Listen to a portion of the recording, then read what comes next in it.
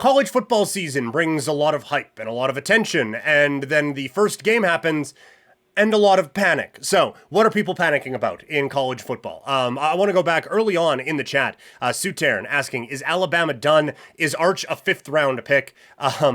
Sports today talking about UNC, is Bill Belichick a fake, and should UNC look to fire him already?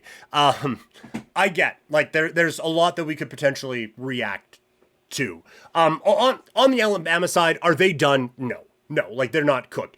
I like that now with the playoff, and it's expanding too quickly, but with the playoff, one loss isn't killing you anymore. And it does take away from some of the drama of the season and some of the reactions and everything like that, but it is also allowing teams to work on a few things and figure some things out early in the season and take on more difficult games than they probably would have to start the year. Not everyone, like Penn State against John Bender's alma mater with Nevada, beat the tar out of them, but Nevada-tude covers. But either way, like, I like that Texas and Oklahoma played in week 1. I like that Miami and Notre Dame redid the Catholics versus convicts matchup of the 80s. And you're just getting teams taking chances and playing these better teams so that, like, because one loss isn't going to kill you. So when we see Alabama losing in week 1, does it set off alarm bells because it's Florida State who's unranked? Yes, it does. Does it end their season? No. Now they're going to have to get some really good wins, and it probably takes all the margin for error away from that team. But I don't think that they are done. The UNC thing, that looked really, really bad against TCU on Monday night. It is still week 1. It is a brand new program, and it is so different from anything UNC has done as a football team. It is weird to say this about the 70-year-old quarterback of a team, or coach of the team, sorry. This is going to take time and it's going to take patience. And I don't think it's going to be a one-year thing to bring in the Patriot Way to the North Carolina Tar Heels. But the talk of Arch Manning is where I want to kind of pump the brakes a little bit. And I know, like Sutern from chats before, I don't think he's the biggest on Arch Manning as a number 1 draft prospect, but I don't think that he's going to fall Shedeur Sanders style or anything like that. The thing with Manning is that obviously all the gifts are there, right? Like, he can throw a hell of a deep ball, and he is really athletic and has very good mobility as a quarterback. But the stuff that he had problems with was some of the anticipation in the mid-range game and some accuracy problems on short to mid-range throws as well. All of those came up in week 1. And, like, I understand we want a perfect finished product and everything like that, but everything we thought he would need to work on, he still needs to work on after one game. It wasn't all just going to go away with a training camp, and because he has now been bestowed upon as the starting quarterback with Texas, facing the defending national champions, I just don't think that there is a real need to just panic and say, oh, well, they're screwed. Oh, well, they're hooped. Oh, well, he's actually just, it's just wasted potential. All of that, complete waste of time. It's not that. It's a kid who hasn't had a ton of experience going out there and showing he needs more experience. And again, like, they were competing for national championships a year ago. If he was better than Quinn Ewers, he would have played. If he was this superstar right away, he would have played. I don't think it means he's not going to be a superstar. It just means he's not one now.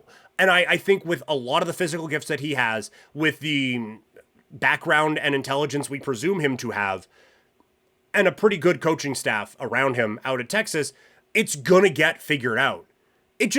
There's some figuring out that needs to be done. That's what we have established. And I do think that it's an interesting test case for this new world in college football. And we'll get to that in a second. But I do want to ask if you could share the word of Couch Potato Diary and share this video with your friends and, like, 2 people you don't like, just to throw them off a little bit. That would be fantastic. Really trying to grow the program here with Couch Potato Diary. Arch Manning is trying to do the old school system in the new school world. And I think last week we saw why that may have been a mistake. And I think it really does show how we need to change how we talk about some of these things. Because, like, the discussion about the transfer portal and NIL and all of that has always been, well, now you just got no loyalty to the programs anymore. And no one is just, you're not going to have that 4-year starter. You know what it is? No one wants to work through adversity. And they just don't want to have to earn their way to the top. They just want to bounce around and just be able to play all the games and not earn their way as a starter. And then Arch does that. He sticks to Texas. He could have had mucho offers everywhere, but he sticks to Texas because he didn't want to start right away. He wanted to work his way up. He wanted to do it the old school way and earn his way as a starter after grinding his way as a freshman and sophomore and all of that. And then he comes out in week 1 and we're wondering why he's not a finished product, because he hasn't done the regular path that would make him a finished product. He is kind of just starting now. So was some of the hype maybe a little excessive on him? Probably, yeah. Is he going to be the number 1 overall pick in the draft? I am kind of the firm belief now, after watching that and just kind of figuring this take out, I don't think he's coming out of the draft at all, personally. I think there are enough high-level quarterbacks. I think he's going to stick around and really try to refine this game for another year. But this is something that I've kind of been stewing with college football for a bit, where we talk about no loyalty. None of these guys want to earn anything. All they want to do is just go start. They don't care where. They don't care for what program. They just want their playing time. They don't care about their teammates or anything like that. But if you go to the NFL with less than 3 years as a starter, and heaven forbid, if you go into a game that is the first one that you've started after redshirting for a couple years and not starting for a couple of years, and you look even 1 ounce not great against the defending national champion, well, fuck you then. And you're not doing anything. Like, I don't get how we can do both of those things. I don't get how we can talk about wanting these kids to do the traditional quarterback thing where you redshirt and then you learn behind a couple of veterans and then you get a couple looks in a game you're winning by 100.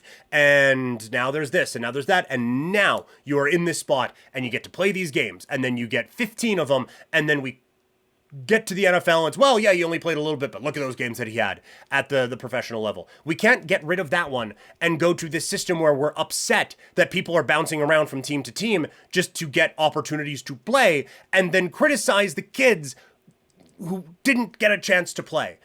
It probably would have made more sense for Arch in his development as a quarterback and his development as a prospect to go play at different places for a couple of seasons, right? Like to go off and go to SMU, throwing pens all over the place, go to SMU for 1 year and then come over to Texas A&M. And now, okay, it's year 3. I wanted to be a guy at Texas. I'm going to Texas. Now I'm a Longhorn and now I'm a finished product. But he didn't want to do it that way. And everyone applauded him for it until the second it started to go bad. And now it's, oh, well, he's a bust. Just, yeah, there's nothing there. Nothing, not a winner. No, can't do it.